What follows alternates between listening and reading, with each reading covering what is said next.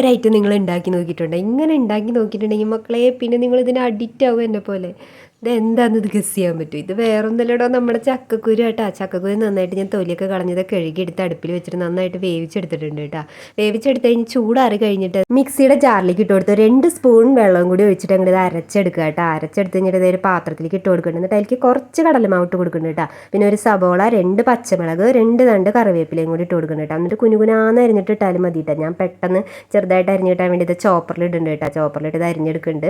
എന്നിട്ട് ഇതേ അതിലേക്ക് ഇട്ട് കൊടുക്കുന്നുണ്ട്. 1 സ്പൂൺ പെരിഞ്ചീരകം കൂടി ഇട്ട് കൊടുക്കുന്നുണ്ട് കേട്ടോ. പിന്നെ ആവശ്യത്തിന് ഉപ്പിട്ട് കൊടുക്കുക. ഒരു നുള്ളു സോഡാപ്പൊടിയും കൂടി അതിലേക്ക് ഇങ്ങോട്ട് തട്ടിയിട്ട് നന്നായിട്ട് അങ്ങോട്ട് കുഴച്ചെടുക്കുക കേട്ടോ. നമ്മുടെ ഒരു അടയുടെയൊക്കെ പരുവത്തിന്. എന്നിട്ട് ഒരു 10 മിനിറ്റ് റെസ്റ്റ് ചെയ്യാൻ വെക്കുക കേട്ടോ. എന്നിട്ട് ഒരു പാത്രത്തിൽ വെള്ളം എടുക്കുക, അതിലേക്ക് കൈ ഇങ്ങനെ മുക്കുക. എന്നിട്ട് ഇത് ഈ ഉരുളകൾ അത് ആ മാവിന്ന് ഇങ്ങനെ എടുത്തിട്ട് ഇത് ഉരുളയാക്കുക. എന്നിട്ട് നമ്മുടെ കൈപ്പത്തിയുടെ ഉള്ളിൽ വെച്ചിട്ട് ഇങ്ങനെ ജസ്റ്റ് ഒന്ന് നിങ്ങൾ പ്രസ് ചെയ്തെടുത്താൽ മതിയിട്ട് അതേ വടയുടെ പരുവായിട്ടാണ്. അങ്ങനെ ദേ എല്ലാം ഞാൻ ഉണ്ടാക്കി എടുത്തിട്ടുണ്ട് കേട്ടോ. അപ്പോൾ വെള്ളം നമ്മുടെ കയ്യിലാക്കിയില്ലെങ്കിൽ അത് കൈ മുട്ടി പിടിക്കുന്നുണ്ട് കേട്ടോ. അപ്പോൾ വെള്ളമാക്കിയാൽ മാത്രമേ കറക്റ്റ് ആ പരുവത്തിന് കിട്ടുന്നുള്ളൂ.